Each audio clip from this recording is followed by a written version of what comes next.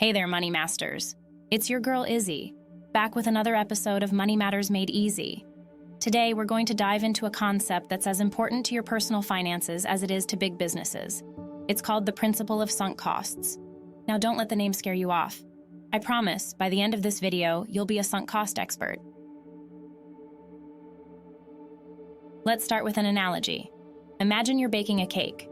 You've already mixed the batter, preheated the oven, and you're just about to pour the batter into the pan when you realize you've forgotten to add sugar. Now, you've already spent time and ingredients on this cake. That's your sunk cost.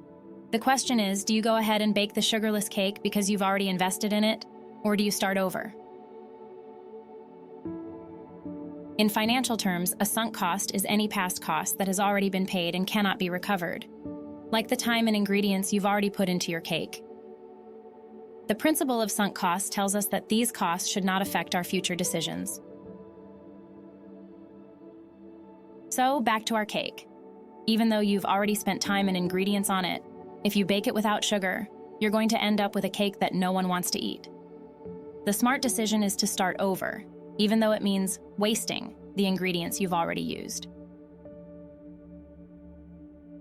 This principle applies to our financial decisions too. Let's say you've invested money in a business that's not doing well. You might be tempted to keep investing, thinking about all the money you've already put in.